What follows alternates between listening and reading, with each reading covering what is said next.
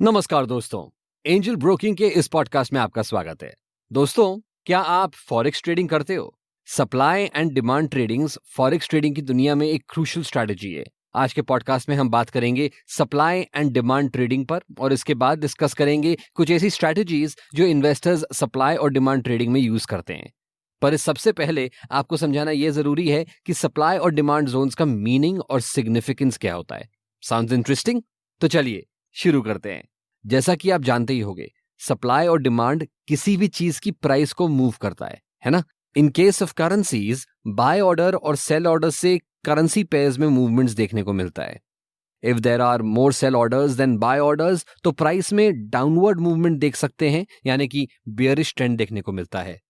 On the other hand, अगर bye orders का number cell orders से ज्यादा होता है तो बुलिश ट्रेंड देखने मिलता है। जहां से बेयरिश ट्रेंड की वेव शुरू होती है उसको सप्लाई जोन बोलते हैं, और सिमिलरली जहां से बुलिश ट्रेंड ओरिजिनेट होता है उसको डिमांड जोन बोलते हैं। दोस्तों, सप्लाई और डिमांड जोन्स आइडेंटिफाई करने के लिए कैंडल स्टिक्स चार्ट्स का यूज करना होता है। सप्लाई और डिमांड जोन्स के लिए आपको एंगल्फिंग और पिन बार पैटर्न्स रिकॉग्नाइज करना आना चाहिए।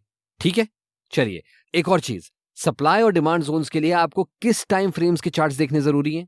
The short answer to this is 1 घंटे से ऊपर कोई भी टाइम फ्रेम बेटर है।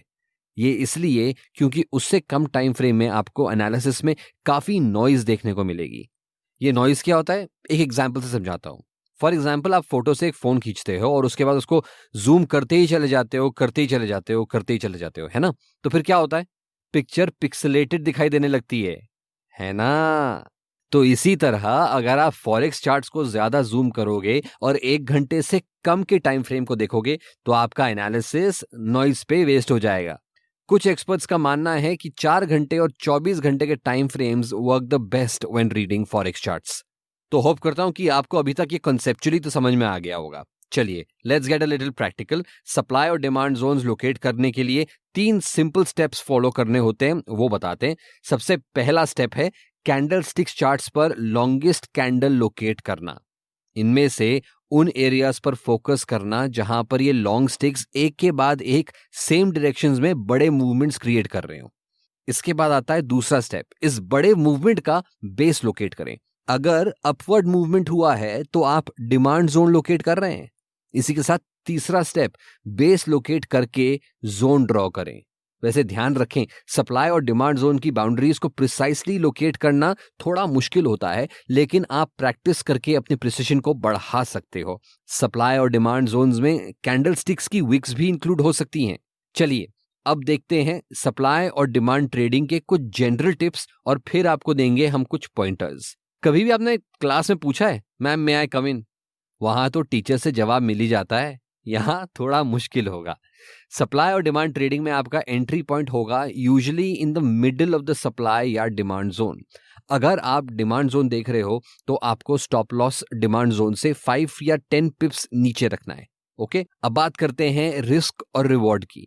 इन the above situation, your risk will be defined between entry point and stop loss. As a rule of thumb, आपके रिवॉर्ड्स रिस्क के कंपैरिजन में 3 गुना से ज्यादा होने चाहिए। तो चलिए देखते हैं कुछ स्ट्रैटेजीज जो आपको सप्लाई और डिमांड ट्रेडिंग में हेल्प करेंगी। सप्लाई और डिमांड ट्रेडिंग में timely exit is very very crucial. Although position के अक्यूमुलेशन में टाइम लगता है, लेकिन सप्लाई या डिमांड जोन में ज्यादा समय तक बने रहना is considered a good practice. And most importantly, good supply और डिमांड जोन्स यूजुअली नैरो होते हैं। चलिए देखते हैं next point.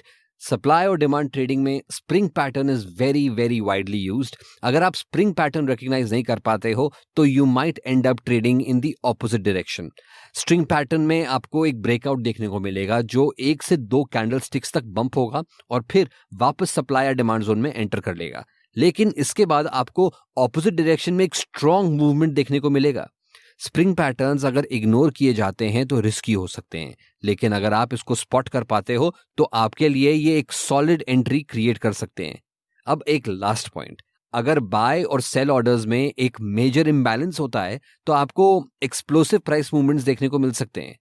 You should always remember कि जितना स्ट्रॉन्ग ब्रेकआउट हुआ है उतना ही बढ़िया डिमांड जोन क्रिएट होगा। इसीलिए आपको स्ट्रॉन्ग टर्निंग पॉइंट्स लोकेट करने हैं, क्योंकि they will lead you to highly probable price levels. अगर थोड़ा हैवी हो गया ये आपके लिए, टेंशन मत लीजिए, अपना टाइम लीजिए, प्रैक्टिस करिए। चाहे तो इस पॉडकास्ट को एक बारी फिर से सुन लीजिए। मैं इधर ही हूं, मैं कहाँ जा रहा हूं, इस बार नोट्स ले लेना, ठीक है। एंजल ब्रोकिंग के इस पॉडकास्ट को लाइक करिए, कमेंट करिए, सब्सक्राइब करिए, शेयर करिए, क्योंकि ज्ञान बांटने से बढ़ता है। And also don't forget to download the Angel Broking app, जिससे आप अपनी इन्वेस्टमेंट की जर्नी शुरू कर सकते हैं। मिलेंगे फिर से एक नए टॉपिक के साथ, तब तक के लिए you have a great day and happy investing.